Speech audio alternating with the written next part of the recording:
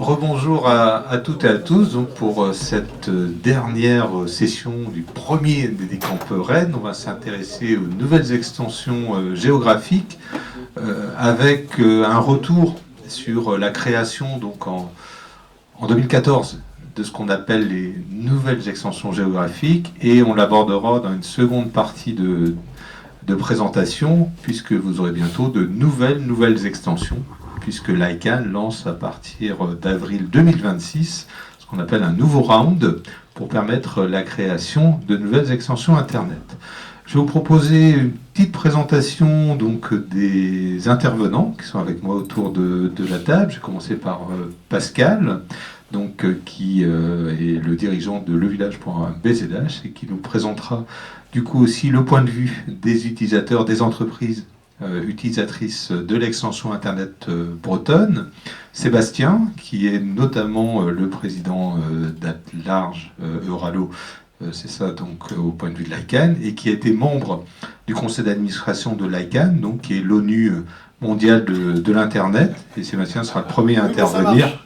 Oh, oui, ça marche. C'est parlant quand j'évoque cela, puisque c'est un modèle multi-acteurs. Tu y reviendras pour nous expliquer pourquoi vous avez au niveau de l'ICANN mis en place un programme des nouvelles extensions en 2012.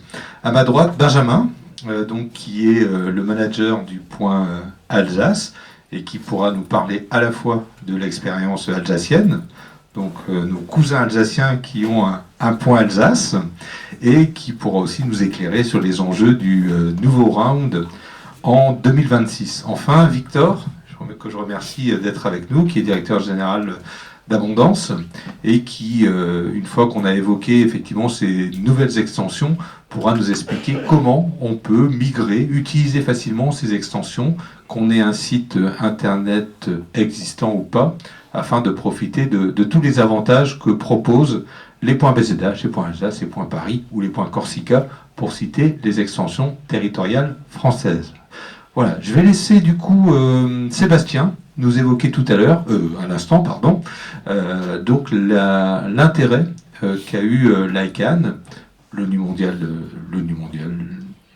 de l'Internet mondial, j'y arrive, je vois Régis qui sourit, mais j'ai mis les mots dans le bon ordre cette fois-ci, donc sur pourquoi a-t-on créé de nouvelles extensions, notamment géographiques, en 2012, avec une activation qu'on a pu avoir en 2014. Sébastien. Merci David. Je vais me présenter un tout petit peu plus. Donc, je représente aujourd'hui Internet Society, qui est un chapitre de l'Internet Society mondiale. Et c'est une organisation comme la FNIC qui sont ouvertes à... Vous pouvez tous adhérer à l'une comme à l'autre des organisations. Faites-le, c'est utile dans un cas comme dans l'autre. Pour ISOC, pour défendre la place et la position des utilisateurs, pour la FNIC, pour participer à la gestion du point .fr et de l'évolution de sa politique. Je me demandais quand on m'a proposé de participer à cette table ronde si j'avais quelque chose à raconter. Et puis, au fur et à mesure, je me suis dit que je pouvais parler pendant toute l'heure de choses, parce que effectivement, j'étais au bord de l'ICANN quand on a introduit le round de 2012, mais j'avais fait des choses avant, autour du point Paris, autour du point Bourgogne, que j'aurais bien aimé voir vivre. Je me trimballe avec ce t-shirt régulièrement, mais il n'y a pas de point Bourgogne, malheureusement. Et puis, il s'avère que, avant ça, pratiquement quand je suis arrivé à l'ICANN, je me suis retrouvé responsable de l'analyse de la première introduction de nouvelles extensions. Donc ça, c'était en 2000. Et de cette étude, on a retiré que, et je vais faire court, on avait besoin de données supplémentaires. C'est pour ça qu'il y a eu le round de 2004, qui n'a été fait que pour des GTLD sponsorisés. Mais l'objectif, c'est d'avoir des données. On ne les a pas plus eues, mais ça a permis de passer à 7 dans le premier cas, 10 dans le deuxième cas, de 17 nouvelles extensions, ce qui était déjà un grand progrès. Il faut savoir que pourquoi est-ce qu'en 2000 on les avait introduites, c'est parce qu'il y avait des gens très intelligents qui avaient dit ah, il y a un problème, le .com est à 20 millions de noms de domaine et on risque la saturation. Aujourd'hui, il y a combien de noms de domaine en .com? 160 millions. Voilà, 160 millions. Donc, ceux qui avaient raconté ça n'avaient rien compris au système. Oui, il y avait 20 millions de noms de domaine petits, 2 lettres, 3 lettres, 4 lettres. Mais ils ne se sont pas rendus compte que les usages autour des noms de domaine pouvaient être bien plus grands que seulement des noms de domaine très courts. Voilà, donc, introduction. L'objectif de l'ICANN dans ses statuts, c'est d'aider au fait de l'ouverture du marché. Donc, l'ICANN avait fait une ouverture importante avec le fait qu'il y ait de nouveaux registrars, puisque au début, il y avait un seul registry et un seul registrar, ou un seul office d'enregistrement et un seul bureau d'enregistrement. Pour les bureaux d'enregistrement, ça s'est fait relativement bien. On peut quand même se poser la question du pourquoi c'est seulement dans les pays développés qu'il y a eu cette extension. Il y en a très peu en Afrique, il y en a assez peu en Amérique latine. Donc c'est une question qu'on pourrait se poser. Mais revenons au nom de domaine. Après cette seconde introduction en 2004, la question s'est posée, comment est-ce qu'on fait pour ouvrir plus largement, pas que le conseil d'administration de l'ICANN ne soit pas celui qui décide, donc que ce soit pas, comme on dit en anglais, un beauty contest, donc c'est le plus beau qui l'emporte et c'est le board qui décide. Et donc c'était à l'époque, je crois, 14 membres du conseil d'administration de l'ICANN. Et donc, c'est pour ça que ce programme est arrivé. A mis quand même du temps, mais pas tant que ça, puisque on est passé de 2004, ça n'a pas commencé tout de suite, à donc une introduction en 2012. Et ça a été ouvert à tout le monde. Notre bataille, un certain nombre de membres du board, en particulier Bertrand de la Chapelle et moi-même, c'était qu'il y ait des choses qui soient faites spécifiquement, qu'on mette en avant les catégories. Les GOTLD, les marques, les points marques ou les points corp, comme on dit, .corp ou .brand en anglais, et d'autres communautés, etc., et qu'on essaye de les gérer de façon différente les unes des autres, parce que on n'a pas besoin de la même type de surveillance, le même type de questionnement, gérer les mêmes choses, mais c'était impossible, et donc c'était un programme pour tout le monde. J'ai le sentiment qu'il y a eu un peu d'évolution. Malheureusement, peut-être cette évolution, elle va coûter à chacune de ces sous-structures pour qu'elle rentre dans ce cadre-là, ce qui est quand même, de mon point de vue, très dommage. Et donc, 2012, introduction de nouvelles extensions, 1930 propositions, un certain nombre de GOTLD, des gens bien plus qualifiés vont vous parler de ça en détail, mais pour moi, qui venais, donc j'étais le premier élu at large dans la structure actuelle de l'ICANN à rejoindre le board, puisque c'était une création de poste quand en 2010 j'y suis arrivé. Et ce qui était important, c'est qu'on ait effectivement des TLD pour les communautés, des extensions pour les communautés, des extensions géographiques, éventuellement des extensions pour les marques, et pas des trucs pour les gens qui allaient nous embêter l'ensemble des utilisateurs. Comme la réalité le montre, le point XYZ est une... bon, voilà, on a rajouté de la difficulté à la difficulté. On a, je pense, obtenu un certain nombre de choses. Maintenant, il va y avoir un prochain round, le round de 2026. Il est important de se positionner à ce moment-là, parce que je crois que les GOTLD, puisque c'est ça le thème de notre atelier, ont démontré leur utilité, leur savoir-faire. Alors certains mieux que d'autres, j'y reviendrai peut-être tout à l'heure, mais voilà où en est la situation. Alors, juste pour dire ce que j'ai fait juste avant cette introduction et avant de rejoindre le board de l'ICANN, j'ai été le précurseur du Point Paris. Quand on a été présenté ça la ville de Paris, la direction juridique a dit de quel droit vous vous êtes intéressé et vous avez réfléchi à quelque chose qui touche Paris, c'est notre job et pas le vôtre. Ceci étant dit, ça a permis à Core et à la FNIC d'être le back-end registry et de faire fonctionner le point Paris, ce qui n'était pas mal. Le point Bourgogne, je n'y suis pas arrivé, mais il y a eu plein d'autres choses qui ont été faites, et c'est tant mieux, vous allez voir la diversité des choses. Merci. Merci Sébastien. On va vous proposer du coup, tu l'évoquais, un petit point de vue pratique, retour terrain aussi sur l'utilisation des extensions régionales françaises. Donc on va commencer par le point VZH. Donc Pascal, tu es donc dirigeant d'une agence web qui va proposer effectivement de l'enregistrement de noms de domaine, un peu aussi d'hébergement, du hosting, pour des clients bretons, et c'est avoir un peu ton retour sur... je trouve plus facile de te laisser la parole que moi vous dire que le point VZH c'est formidable, mais en tant que président de l'association qui gère le point VZH, vous attendrez pas d'autres discours. Voilà, on trouvait plus intéressant d'avoir aussi des retours terrain avec Pascal pour comprendre aussi, avoir ce témoignage. Quels sont les clients qui enregistrent en point VZH, quelles sont leurs motivations, si tu peux un peu nous éclairer sur ton quotidien en la matière. Pascal. Merci David. Donc oui, donc Pascal Véron, je suis gérant de l'entreprise Vésim qui commercialise plusieurs sites d'hébergement, plusieurs plateformes, enfin Cyberbrain, Le Village.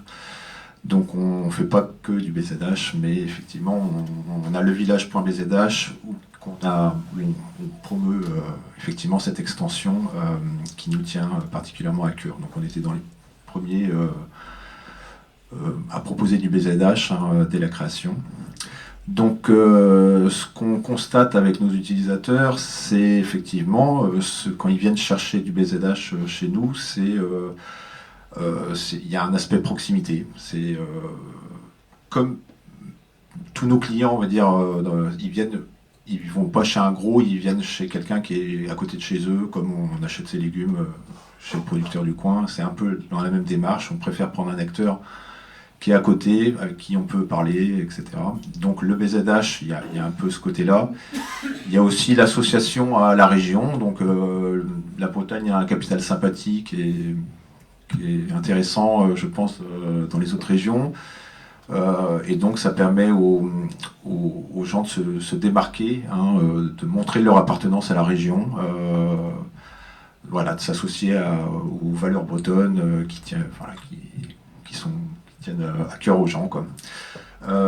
Après, il y a un intérêt très pratico-pratique, c'est qu'il y a des noms courts qui sont disponibles en BZH, qui ne le sont plus en .com depuis bien longtemps et qui ne le sont pas forcément non plus en .fr.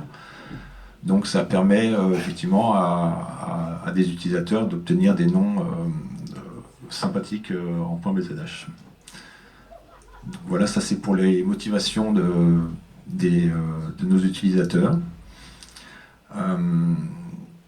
Au niveau panel, chez nous c'est un peu diversifié, comme on a différentes offres d'hébergement qui pour les gros ou tout petits, donc on a forcément les clients qui vont avec.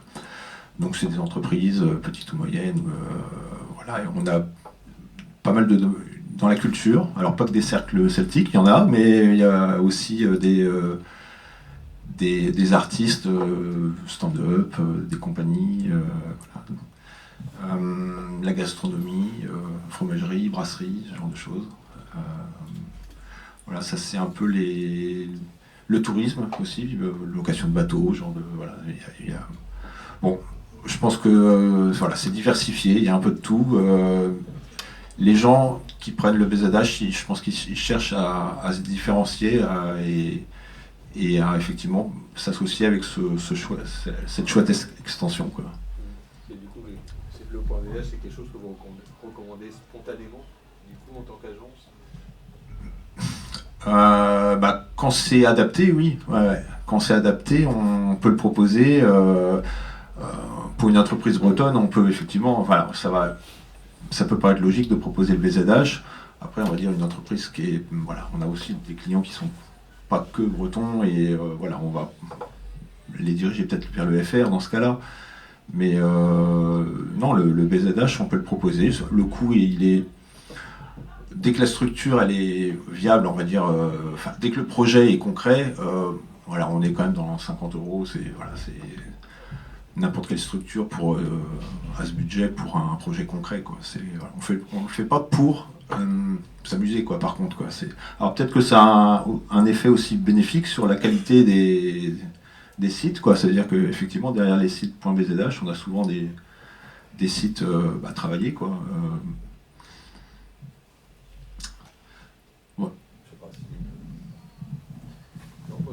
Je vous proposais un dialogue avec Benjamin pour avoir aussi des comparaisons et on interagira. Benjamin, donc par rapport au point 1, cette expérience que tu as aujourd'hui, le bilan 10 ans après, puisqu'on a été lancé aussi il y a au même moment.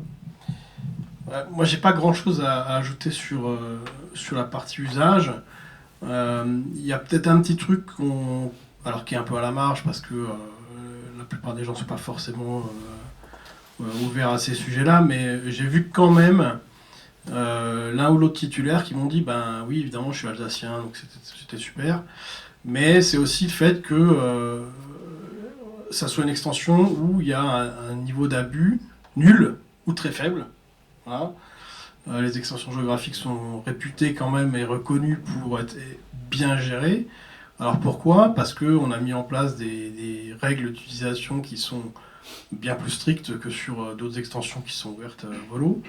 Parce qu'on contrôle absolument toutes les entrées, d'accord, tous les dépôts. Donc on vérifie si le titulaire correspond à la charte d'éligibilité. Donc on contrôle, on regarde vraiment ce qui se passe sur nos extensions. Et ensuite, on a un effet prix aussi. On est plus cher qu'un .com ou .xyz. Donc forcément, quelqu'un qui veut faire un abus va plutôt aller sur un nom de domaine cheap plutôt que sur un .alsace, un .bzh qui vont être au-delà de 30-35 €. Donc effectivement, c'est quelque chose que je n'entendais pas il y a 2-3 ans. Les gens qui me disent oui, l'extension a maintenant une bonne réputation. Alors, ça découle c'était en juillet 2024, où j'ai eu la chance d'avoir un très bel article dans le quotidien local qui parlait notamment de ça. Et c'est fait que ça a fait un effet un peu boule de neige, où les gens se sont dit, plutôt que d'être noyés dans un .com avec une quantité astronomique de merde, je vais aller sur un .alsace qui est respectueux de ses utilisateurs. Voilà, j'ai pas grand chose à ajouter. Ce que je vais peut-être dire sur ce round de 2012, c'est que si on revient en 2011, et je pense que pour les Bretons c'est même un petit peu avant, mais là où ça s'est fait avec la région Alsace, c'était en 2011. Faut bien voir que c'était pas gagné d'avance, se retrouver face à des élus et des dirigeants de collectivités en leur expliquant qu'on allait mettre BZH ou Alsace dans la racine internet, qu'on allait faire des noms de domaine en .alsace. On a quand même... Ça a été compliqué à expliquer, hein, on passait un peu pour des extraterrestres, mais en fait, je pense qu'il faut... au même moment, moi je discutais beaucoup avec la ville de Strasbourg qui ne l'a finalement pas fait, et qui l'a regretté ensuite. Mais il faut avoir la chance de tomber sur une ou deux personnes dans ces collectivités qui ont une vision. Alors, moi en l'occurrence, c'était le président de la région de l'époque, qui était un monsieur assez âgé, qui, à la première réunion, se vantait, c'est quasiment ses premières paroles, de ne pas avoir d'ordinateur et de ne pas avoir d'adresse mail. Je me suis dit, qu'est-ce que je fous là ? Ça va être compliqué. Donc il m'a dit, écoutez, vous ne cassez pas la tête, j'ai rien compris, je vais rien comprendre. Mais par contre, le numérique, je vois, c'est important pour les collectivités, pour machin, etc. Et donc, je pense que c'est important de le faire. Donc il a eu cette vision-là, alors, grand bien lui fasse, c'était très bien, donc merci. Donc c'était un peu ça. Après, sur la candidature, il faut voir aussi que l'ICANN, à l'époque, de sa Californie, les collectivités publiques françaises, c'était pas trop de son ressort. Et donc, c'est vrai que ça a été compliqué de monter un dossier. On n'était pas adapté. Le simple fait de payer pour la collectivité les 185 000 $, c'est un cauchemar. Parce que, mais il sort d'où cet argent ? C'est qui ? Comment ? La région ne va pas faire un virement de 185 000 $. Si, vous allez le faire. Voilà, donc c'était un petit peu une aventure. donc qui s'est bien terminé. Alors, pourquoi une collectivité publique, et je pense que tout à l'heure, quand on parlera du round qui arrive, je reprendrai certains arguments, mais il y en a beaucoup qui sont arrivés entre-temps. Mais pourquoi une collectivité comme la région Alsace fait un point Alsace en 2011-2012 ? Alors, il y avait un certain nombre d'arguments. Il y avait le numérique c'est demain, il faut y aller. Donc ça c'était une première chose. Il y avait aussi le fait que la région Alsace au même moment était en train de construire une identité de marque. Alors vous la connaissez peut-être si vous êtes déjà venu en Alsace. C'est un espèce de cœur rouge comme ça avec un A dedans. C'est un vrai succès, ça marche très bien, ça a été très importé. Et en fait, l'administration s'est dit notamment, bon bah on a fait une marque Alsace, autant faire une espèce de déclinaison numérique. Donc il y avait ça. Et ensuite, et surtout, bien sûr, c'était un aspect de marketing territorial, de développer un outil qui soit à destination des entreprises locales pour qu'elles puissent aller sur Internet. À l'époque, c'était la transition digitale, etc. C'était les prémices. Donc il y avait tous ces arguments de mettre un outil pour à destination d'un public local qui est encore demandeur ou qui n'est pas encore en ligne. Donc il y avait tout ça. Et puis il y avait un dernier point qui malheureusement, parce que j'aurais beaucoup aimé, je n'ai pas pu le faire parce que la région, au moment du lancement du point Alsace, a été fusionnée avec la Champagne, Ardennes et la Lorraine. Mais il y avait tout un travail de fond pour la collectivité elle-même dans son usage des noms de domaine. Donc elle avait un nom de domaine qui était région-alsace.fr, je pense, ou .eu, pardon. Et en fait, on a quand même basculé pendant 8 mois, 1 an sur région.alsace. Et en fait, on avait mis dans les cartons énormément de projets à destination de différents types de publics, entreprises, associations, mairies locales, lycéens, etc., etc. Et puis déployer quelque chose un petit peu assez intéressant. On en parlait tout à l'heure sur la complexité des sites web des grandes collectivités. Vous allez sur un site d'une ville, il y a un nombre de rubriques gigantesques, c'est compliqué. Et en fait, on avait, nous, dans les cartons, faire ce que Stockholm a fait avec son point Stockholm, qui est une extension fermée, il ne demande pas de nom de domaine, c'était d'avoir piscine.stockholm, crèche.stockholm, pv.stockholm, etc. Donc avoir senior.alsace, avoir ter.alsace, etc., etc. Donc sur chaque service, sur chaque métier de la région, avoir le nom de domaine qui revient et puis communiquer dessus. Et en fait, effectivement, on n'a pas pu le faire, au grand regret. La ville l'a fait à Stockholm et les résultats sont époustouflants en matière de trafic, en matière d'adhésion pour le public, etc. Donc il y a un certain nombre d'arguments qui vont bien au-delà de je vais vendre des noms de domaine aux entreprises locales. Ouais, juste que quelques mots pour la Bretagne en lien avec Pascal, Victor, le cas échéant. On a eu la chance en Bretagne, pareil, d'avoir une adhésion aussi au niveau politique, avec le président de région, Jean-Yves Le Drian à l'époque, qui a enchaîné en disant ça nous donne aussi un soft power ou une influence à l'échelle mondiale. On fait partie à ce moment-là des régions capables de se projeter dans l'Internet mondial et d'avoir une visibilité à une échelle globale. Et ça rejoint aussi, enfin, on évoque souvent les réseaux en Bretagne, des démarches qu'on a nous aussi lancées dans les années 90 avec Produits en Bretagne, ou effectivement aussi une marque Bretagne qui fait écho à la marque Alsace, et on le sait, beaucoup de points communs avec les Alsaciens, les extensions Internet en font partie. Et ça rejoint aussi d'autres initiatives qu'on a portées depuis en Bretagne, comme la création d'un emoji drapeau breton, qu'on essaie de porter, qu'on porte et qu'on essaie d'avoir, pour montrer que par rapport effectivement au numérique et à la capacité d'une région, d'une langue, d'une culture de se projeter dans l'univers numérique, il faut inventer de nouveaux outils, et les extensions Internet en font partie. C'est ce récit-là qu'on porte à travers aussi la création d'un point BZH, c'est-à-dire pensée locale et globale. Tu l'évoquais, Pascal, sont des entreprises régionales ancrées dans leur territoire qui communiquent en point BZH, et elles se projettent aussi dans un espace qui est celui de l'Internet mondial. Je ne sais pas si tu veux compléter, réagir par rapport aux propos de Benjamin. Non, j'ai pas trop de... Non, on a quelques exemples de gens qui ont migré, qui passent, qui passent leur messagerie d'un point .com vers le point BZH pour leur communication ou leur site web. Donc Donc on les accompagne pour ça. Donc voilà, un site web c'est assez facile, il faut garder les petites règles SEO qu'il faut pour bien faire le transfert.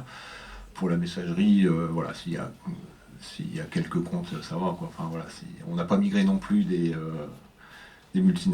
gros comptes avec des milliers d'emails. Voilà, on n'a pas eu ça à faire. Mais voilà, il y a des gens qui effectivement qui migrent. Voilà, ça arrive.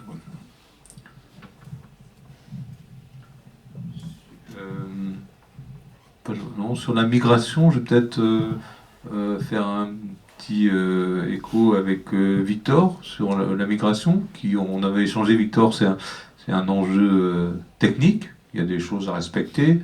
Après, l'exemple qu'on peut aussi aujourd'hui avoir en France, c'est le portail de la SNCF qui change en 4-5 ans 3 fois de nom de domaine. Je ne sais pas si vous vous rappelez, voyage-sncf.com, qui passe à oui.sncf et qui revient à sncfconnect.com.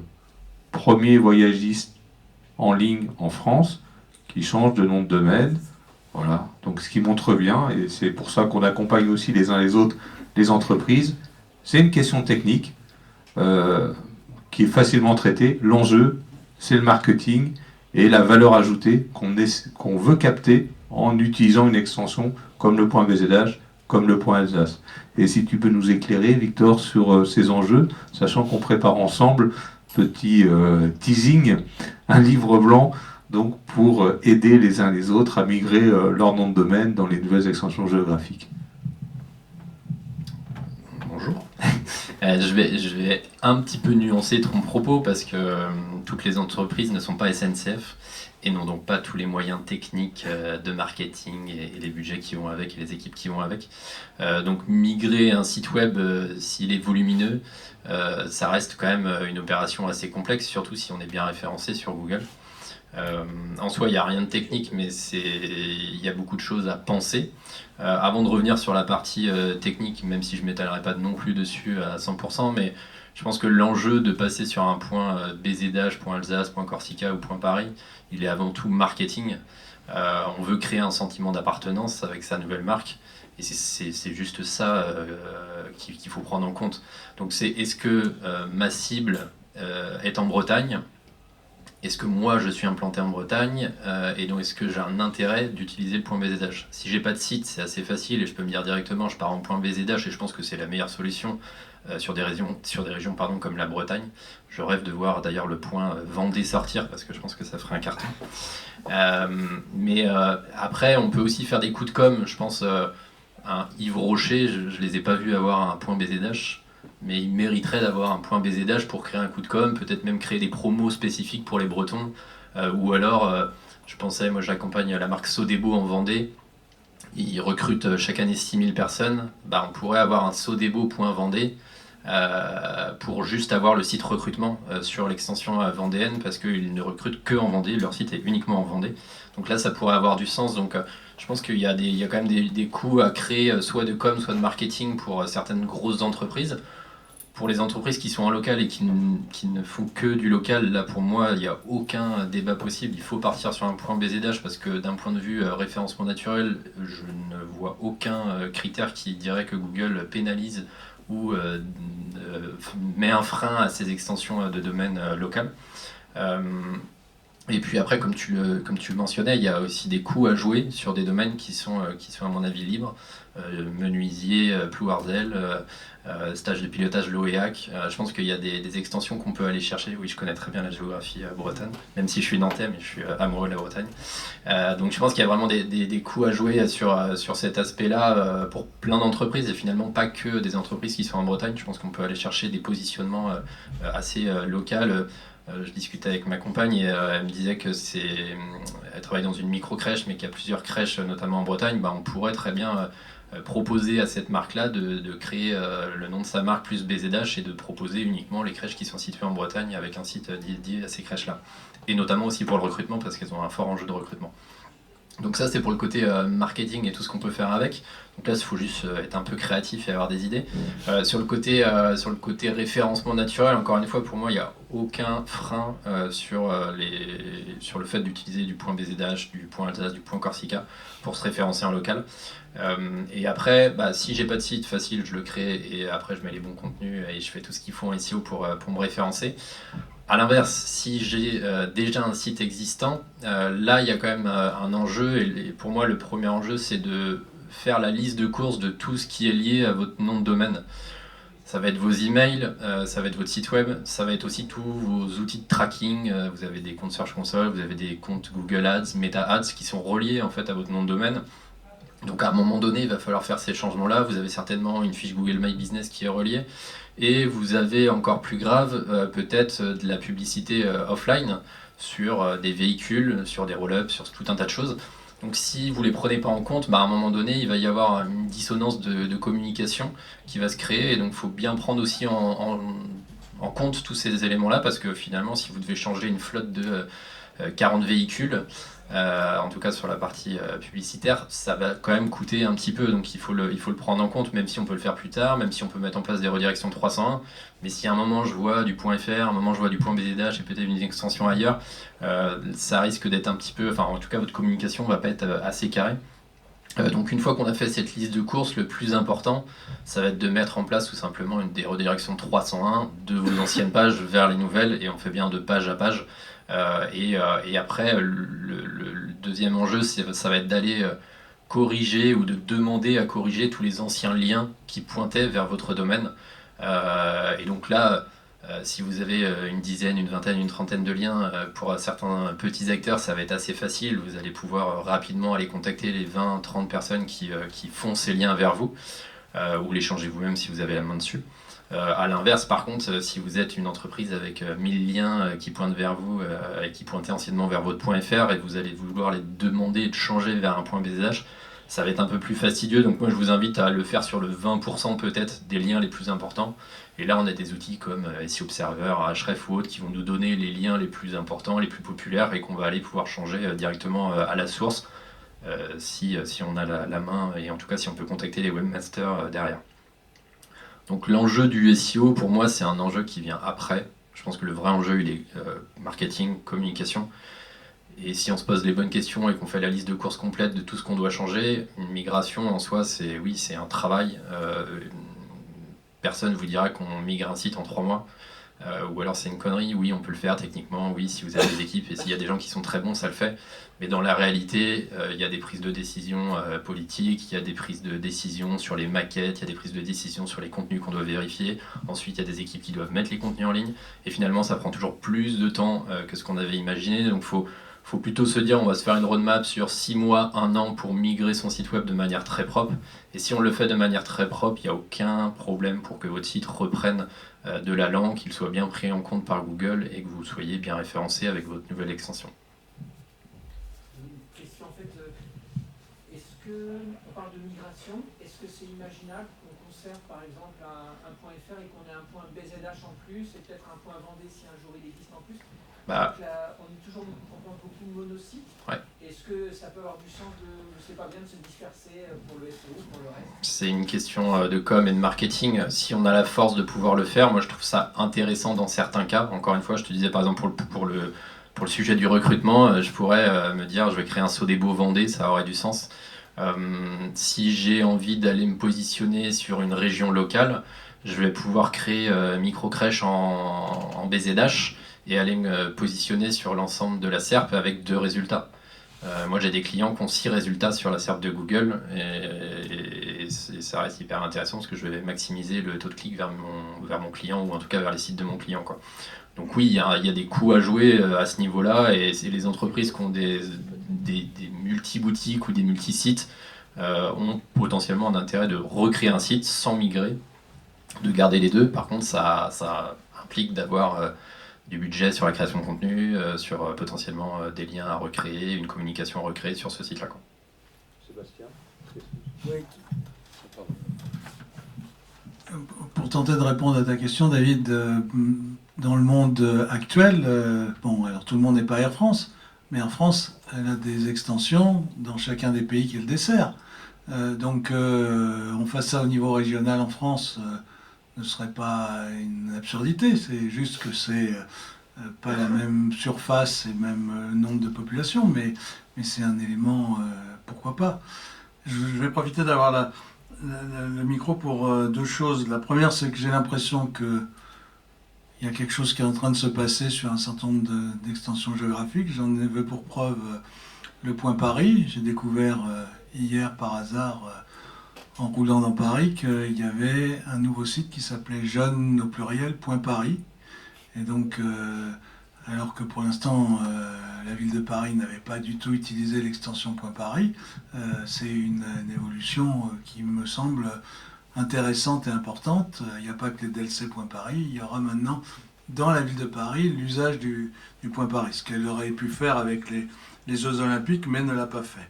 Et puis, on parlait tout à l'heure du Point SNCF, alors je sais que ce n'est pas une extension géographique, et qu'ils ont arrêté le oui.sncf, mais il y a quelques jours, j'ai reçu un mail de monidentifiant.sncf, et donc ça veut dire qu'ils utilisent, comme on a parlé déjà dans d'autres réunions aujourd'hui, comme Orange utilise, sur les couches plus basses, techniques, pour s'assurer de la sécurité du système, leurs extensions.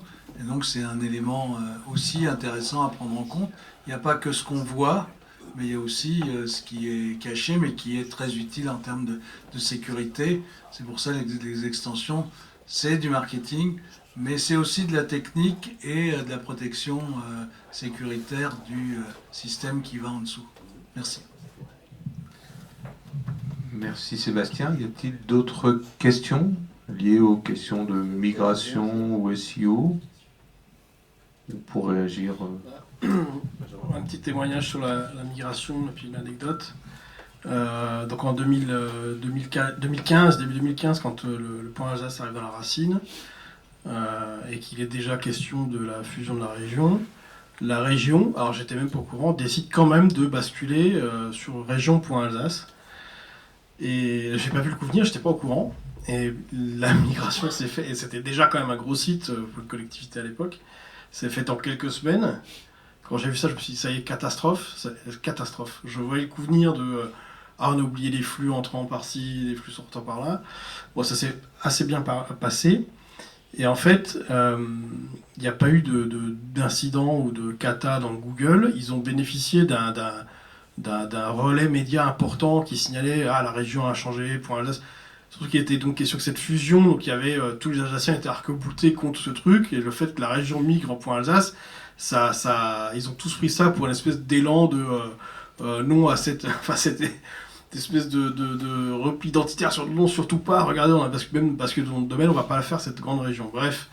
Et donc ils ont observé un trafic sur plusieurs jours et gigantesque qui est venu grâce à cet énorme massif relais. Et je pense que ça a dû participer sans doute à l'intégration dans Google, machin, etc. Ça a été assez étonnant.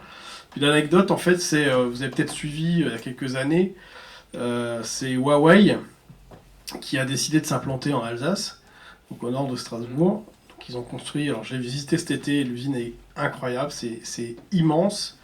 Alors ils ont annoncé il y a 2-3 semaines que finalement ils ne viendraient pas, que le site était en vente ou en location.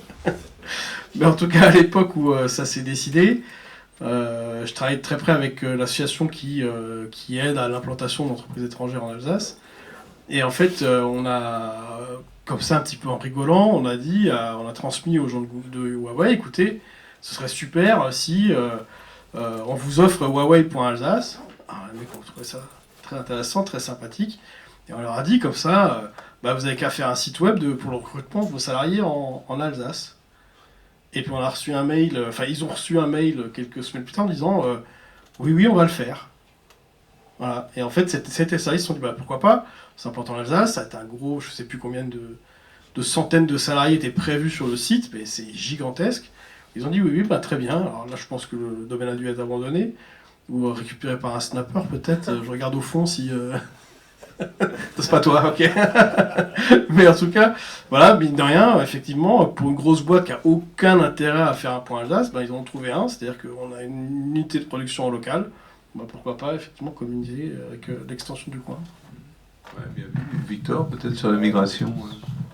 De région Sur le Ouest, enfin, je suis pas étonné que la région ait bénéficié d'un référencement qui a tenu entre guillemets, parce que s'il y a une vague de communication et de liens externes qui arrivent, bah forcément ça aide. En fait, la grosse difficulté, c'est de faire avaler normalement toutes les URL, les nouvelles URL à Google, de les faire indexer et de faire comprendre que les anciennes sont maintenant normalement sur cette URL. Là, en l'occurrence, on fait venir Google tout le temps sur le site et on lui dit rapidement, en fait, les URL, c'est celle-ci. Donc ouais, enfin, c'est comme la SNCF d'ailleurs, hein, c'est le même propos. Ou BNP, ils ont la force de pouvoir faire ça.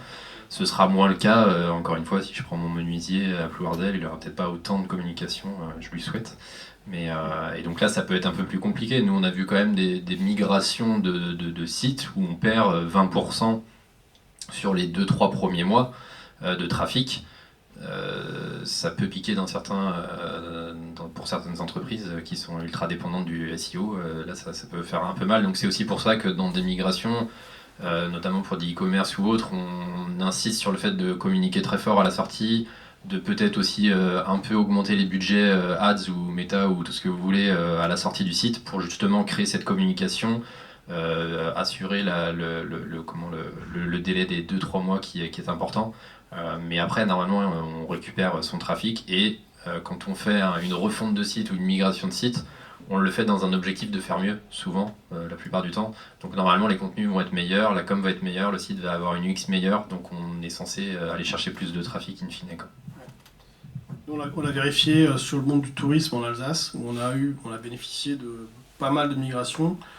Le très gros site amiral du tourisme alsacien a basculé il y a quand même pas mal d'années maintenant, c'était en 2016 ou 2017, sur visite.alsace, et c'est ce qui s'est passé. C'est-à-dire que c'était un vieux site, avec beaucoup de trafic, un très gros site, et ils ont profité d'une refonte complète pour basculer sur le point Alsace, et donc ils ont bénéficié. Alors il y a eu un très léger creux, mais très rapide, et en fait après le trafic a considérablement augmenté, parce que campagne de com, parce que meilleur site, nouvelle CMS, des pages plus rapides, etc., etc. Et ça s'est très bien passé. Et à la suite de ça, il y a pas mal d'acteurs du tourisme, la route des vins, etc. Enfin, il y en a beaucoup qui ont migré aussi de la même façon en bénéficiant d'une refonte intégrale du site pour changer de nom de domaine.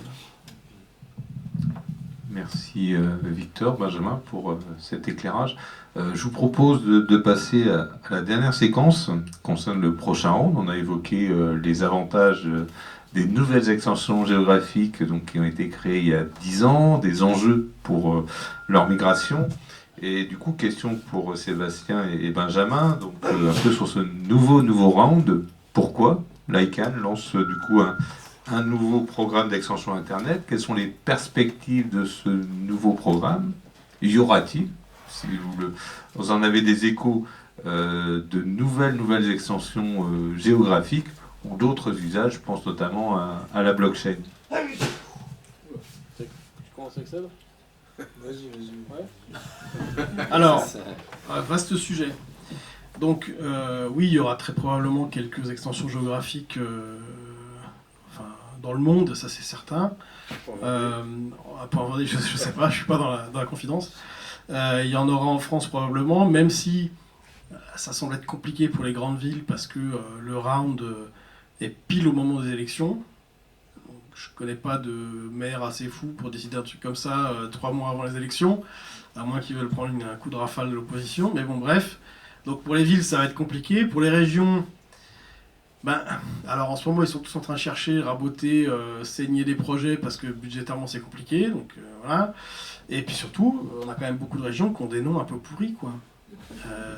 Parce que Point Hauts-de-France, ça va être compliqué. Enfin, c'est pas très sexy, là, c'est pas le parti.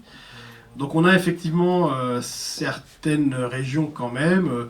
Je trouve qu'un Point Normandie, ça pourrait être très chouette. Il y a certains départements qui sont susceptibles d'y aller aussi, même si les départements sont aussi un peu moins riches et donc pas il n'y a pas de responsabilité numérique dans les départements, donc ça peut être difficile à justifier. Donc il y en aura quand même quelques-unes probablement, mais ce sera pas la ruée. Alors ça explique, je pense qu'il y en aura par exemple beaucoup plus chez nos voisins allemands. Je pense que ça s'explique aussi du fait que l'ICANN est quand même bien monté le prix du round. Hein. On est passé de 185 000 en 2012 à 227 là.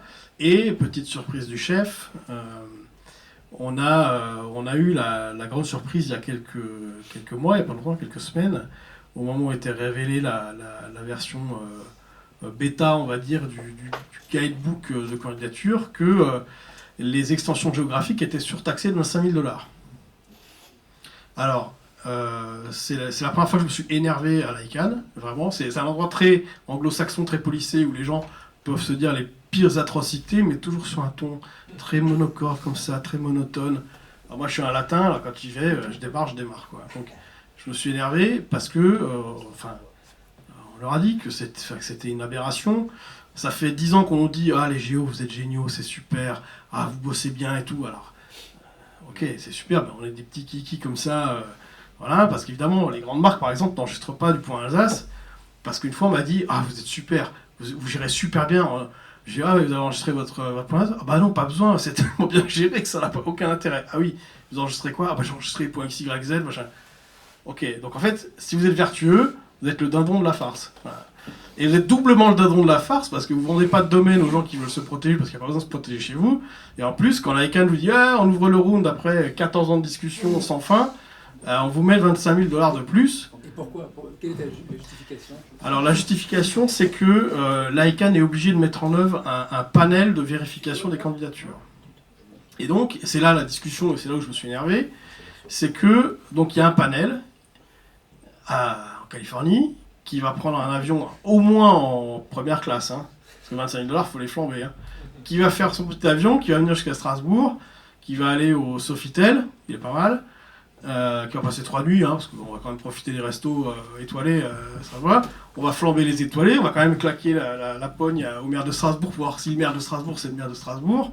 Et je retourne en Californie, je dis ouais super, c'est bon, voilà, c'est une aberration, surtout qu'on leur a donné on leur a dit voilà, en 2012, on devait fournir avec la candidature un courrier du ministère des Affaires étrangères attestant comme quoi la région était légitime pour y aller. Bon. Là, on peut refaire exactement la même chose, et on peut même faire un espèce de coup double avec le représentant du pays au GAC. Alors le GAC, c'est une entité dans l'ICANN qui représente les gouvernements mondiaux. Un gros machin, puis il y a des diplomates qui viennent et qui représentent chaque pays. Et donc, l'ICANN, normalement, c'est des gens identifiés, peut très bien justifier que oui, effectivement, la candidature, on ne lui demande pas de juger la candidature aux diplomates, on lui demande juste de signer comme quoi c'est bien la mairie qui dépose pour son nom. Voilà. Ça devrait suffire. Mais là où moi je me suis vraiment énervé, c'est que on lui dit qu'on est super, tiens, on va le coller 25 000 $, alors qu'à côté, la première mafia venue va pouvoir créer une start-up bidon aux Bahamas avec de l'argent sale et créer une extension pourrie qui va générer du spam, de l'abus. Enfin, c'est quoi l'Internet de demain qu'ils veulent, c'est quoi concrètement?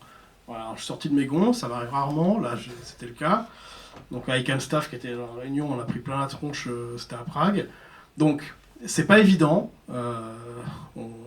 c'est pas toujours évident, mais pour une collectivité c'est quand même important d'y aller, c'est une bonne chose, au-delà de tous ces désagréments du microcosme icannien, c'est intéressant de faire son extension, pour toutes les raisons qu'on a dit là depuis le début, et aussi pour une raison qui est quand même sortie maintenant depuis 2 ans, c'est tout le côté cybersécurité. Alors ceux qui étaient ce matin à la réunion sur les points marques l'ont entendu, c'est un peu le même type d'argument. Voilà.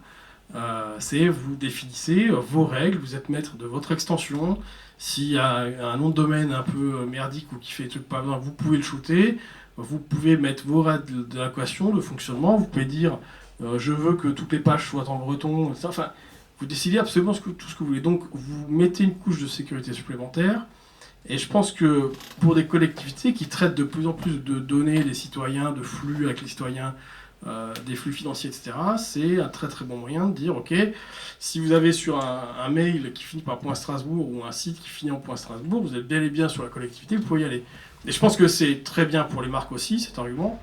Et finalement, je pense que ce serait l'argument parfait, c'est l'argument parfait pour mettre une couche supplémentaire de sécurité si on est les URSAF par exemple, hein, parce que les URSAF c'est quand même je crois 20 milliards de flux par an, donc à un moment vous ne pouvez pas avoir n'importe quoi, des domaines un peu on ne sait pas trop, pareil sur Amélie, point Amélie, on pouvait avoir un cran supplémentaire de sécurisation dans les flux en ayant, alors c'est long, hein, ça se fait pas du jour au lendemain, hein, c'est de la pédagogie, il faut expliquer aux gens, etc.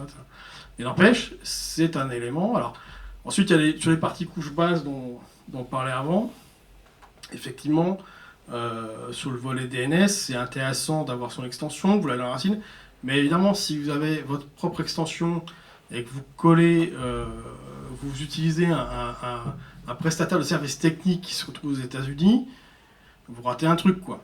Vous ratez un truc parce que les données de vos citoyens strasbourgeois, ils vont se retrouver aux US. Enfin, c'est un côté aberrant. C'est-à-dire que vous êtes d'un coup, toutes ces données, elles sont là-bas, elles sont soumises au Cloud Act. Enfin bref, vous êtes passé à côté de quelque chose, d'accord ? Et en plus, si on regarde un peu les requêtes DNS en détail, on va voir que ça passe par on ne sait pas trop où, des gens on ne sait pas qui c'est, on n'a pas de contrat avec eux. Bref, vous voulez aller au bout de la formule et au bout du truc sur la partie souveraineté. Ok, ben vous prenez la FNIC, voilà, c'est ici, c'est une ASOS, etc.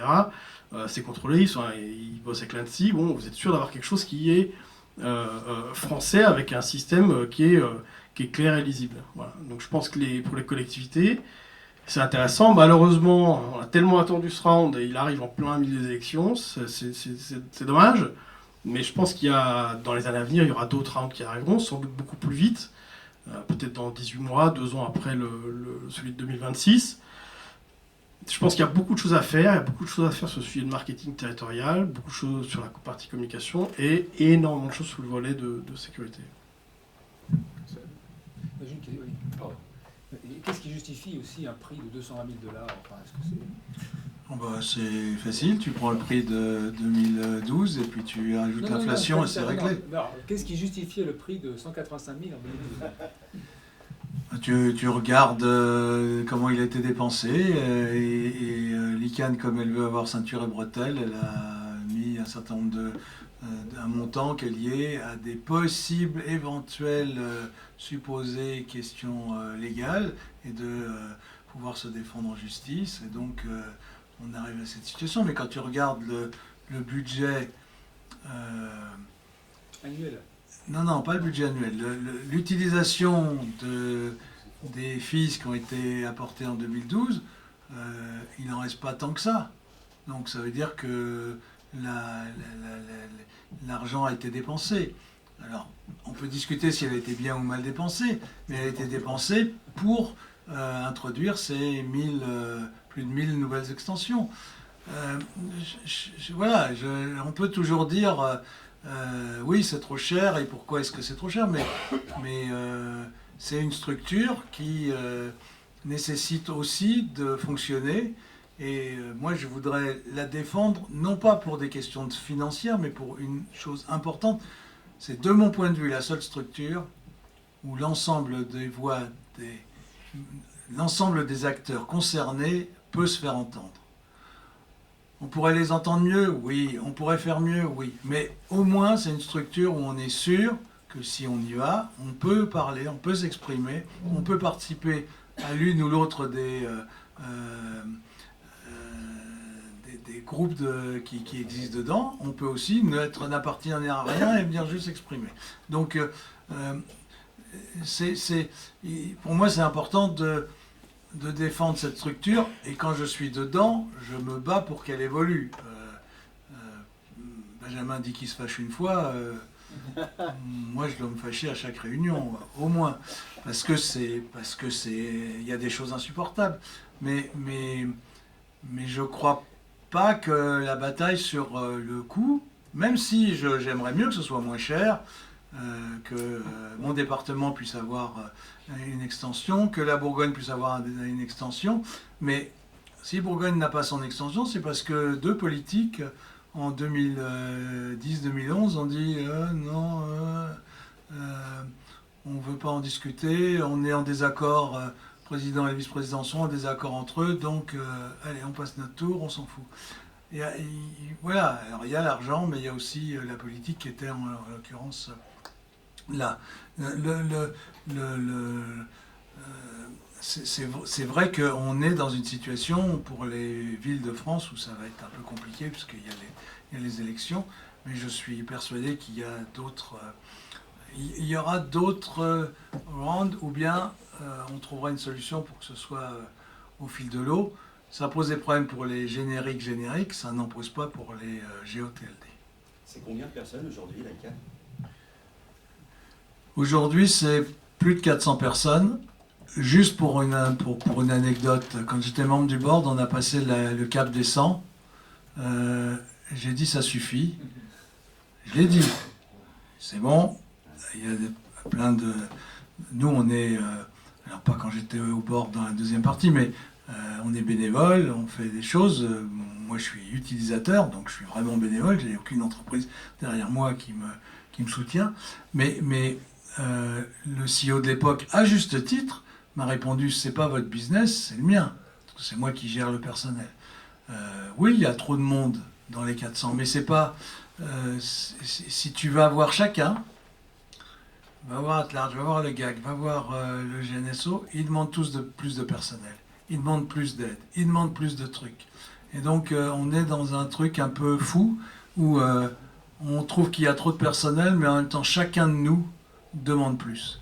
Donc il faut qu'on essaye de trouver la bonne balance. Juste 2 points. Sur la partie financière, en fait, en 2012, les $185 000 se décomposaient en toute la partie audit. Et donc l'ICANN avait missionné Ernst Young, je crois, pour le volet financier, et IBM pour les études techniques. Donc il y avait un coût important de tout ça. Et là, on arrive en 2026, les coûts ont augmenté. Moi, je suis pas complètement d'accord avec Seb, pour une raison qui est simple, c'est qu'il y a 2 choses. C'est que le directeur financier de l'ICANN, qui est un Français d'ailleurs, qui est breton en plus, et qui est très sympathique, à qui, à chaque fois que je le vois, on discute beaucoup. Je ne sais pas pourquoi, parce que dans ma petite entreprise, et je pense dans toutes les entreprises, quand on investit sur un projet, etc., on n'amortit pas sur un an. Enfin, moi, je fais pas ça. Et là, en fait, les 227 doivent couvrir le projet sur la première année. Voilà. Alors, c'est là où j'ai un premier désaccord. Et le deuxième, c'est que en 2012, vous regardiez la candidature, nos candidatures, c'était tous les mêmes, hein, on avait tous le même dossier. Il y avait des questions sur la protection des ayants droit, les marques étaient un peu floues parce que la TMCH n'était pas encore là, il y a des trucs bizarres, etc. Il y avait un volet de questions techniques gigantesques. Alors, regarde Régis, l'AFNI qui m'avait fourni les réponses. C'était des dizaines et des dizaines et des dizaines de pages. Alors que là, l'an prochain, en fait, vous répondez à aucune question technique. Vous cochez la case du prestataire que vous voulez, de l'AFNIC, vous cochez AFNIC, terminé. Parce que l'AFNIC a été accrédité maintenant, ça se passe en ce moment. Donc tous les vendeurs de solutions de back-end enregistrées comme l'AFNIC ont payé déjà $92 000 pour s'accréditer auprès de l'ICANN, et pour que nous, on n'ait plus à faire des questions techniques. Et les mecs de l'ICANN a audité des candidatures avec des questions techniques sans fin. Donc, oui, inflation, effectivement. Mais ça explique pourquoi ça a augmenté aussi peu. Ça a augmenté même moins que l'inflation. Donc ils sont raisonnables. Moi, je trouve ça, honnêtement, alors, et en plus, moi, la dragée des 25 000 sur les géos, alors là, c'est bouquet. Mais moi, je trouve ça cher au regard de comment la candidature est devenue plus simple pour l'ICANN à auditer une fois qu'on aura déposé une candidature. Voilà, donc c'est ça, moi, qui me chagrine. Et voilà, je suis à peu près convaincu que s'ils avaient choisi un amortissement sur 3 ans ou sur 5 ans, on pouvait au moins garder $145 000 pour pas faire de jaloux, machin, et avoir un prix qui est quand même ok. Alors quand on est Google et qu'on dépose qu'en 2012 100 dossiers, 185, 227, on s'en tape, quoi. Mais pour une collectivité publique, ça fait toute la différence, quoi. Après, je suis pas un grand spécialiste, mais je me dis quand même que si le prix était très abordable, il y aurait 100 000 candidatures à auditer, et finalement on aurait les mêmes contraintes, enfin les auditeurs techniques et autres devraient auditer toutes ces demandes, et donc ça ferait autant de boulot que fois 100 000, et ça poserait quand même une question assez complexe, je pense, techniquement pour eux, quoi. Non, par exemple, les géos, tu pourrais considérer que, en principe, tu devrais, pour faciliter les géos, tu devrais avoir un prix plus bas, et aussi tu pourrais même imaginer que le prix annuel dépend du nombre d'enregistrements. Exactement. Alors, Un il truc dépend comme ça, en partie. ça peut- Il dépend en partie.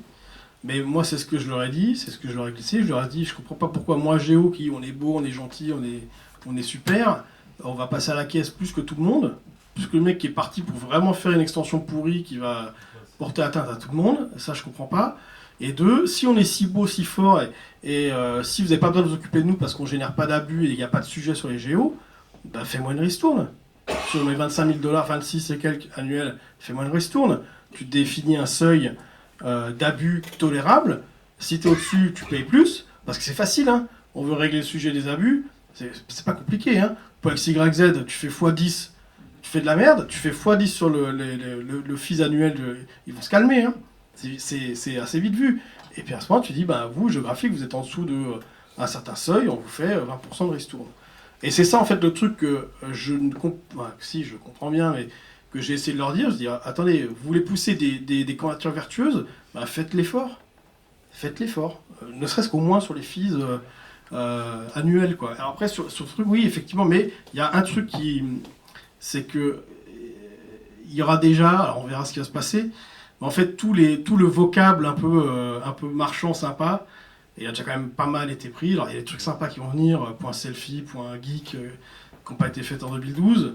Mais à un moment, il y a aussi la réalité du marché et que les mecs, s'ils font des points, trucs tordus, t'as plus de marché. Ce matin, tu disais pas qu'il y avait aussi des ristournes faites sur certains acteurs vertueux?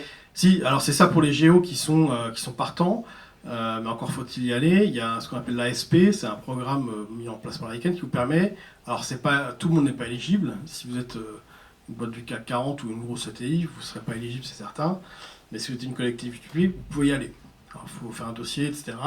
Et vous aurez une ristourne, 75 à 85% de ristourne sur les 227 000. Donc là, effectivement, ça devient. Mais encore faut-il, moi je le vois en discutant avec des collectivités, les mecs ont du mal à accepter l'idée que vous pouvez très bien démarrer ce programme d'aide, et puis à la fin obtenir l'aide, et puis vous pouvez très bien dire à l'ICANN, bah, écoutez, finalement, je ne fais pas mon extension. Ça marche, c'est en rien obligeant sur la suite, mais bon. Et donc le programme, alors ce matin je disais que c'était fini, alors effectivement c'est fini, mais ils ont décalé la date finalement, c'était 19 décembre. Ouais. Monsieur. Voilà, donc 19 décembre, alors start-up, assos, ONG, collectivité, vous êtes éligible à ça. Et encore faut-il y aller, quoi.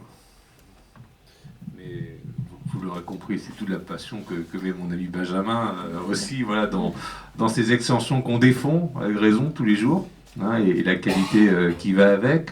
Je vais proposer une dernière question à nos intervenants, puisqu'on parle de nouvelles extensions. C'est quelle serait la nouvelle extension que vous verriez bien arriver ou laquelle il manque? Victor nous a peut-être déjà fourni une réponse en ce qui le concerne, mais je vais interroger aussi les autres s'ils veulent bien se prêter à ce jeu. Je suis pas du tout vendéen en plus, mais j'ai beaucoup d'amis vendéens et qui sont très chauvins. Donc effectivement, le point Vendée, je pense qu'il marcherait à fond. Après, j'ai pas de marque, j'ai pas d'entreprise qui mériterait son point abondance, par exemple. Donc j'irai pas le chercher. Mais si on pouvait trouver des extensions plutôt à but vertueux, justement, sur l'écologie, l'environnement, le fact-check news, etc. Je sais pas quel nom, j'ai cherché un peu avec ChatGPT d'ailleurs pour trouver des idées, mais j'ai pas trouvé. Ça pourrait peut-être être une première piste pour essayer justement de combattre ce qu'on a vu sur la conf précédente, même si je pense que le combat il est beaucoup plus complexe que ça. Merci. Benjamin. Alors moi ce serait alors ça, celui que je traite aussi, c'est des extensions d'indications géographiques. Un point Champagne, un truc comme ça. Donc les indications géographiques de manière générale sur internet se font marcher dessus, voilà, et marcher dessus complètement. Ils sont pas, enfin voilà, il y a personne ne se soucie vraiment d'eux, c'est compliqué. Il y a un lobby qui est en place mais qui avance doucement.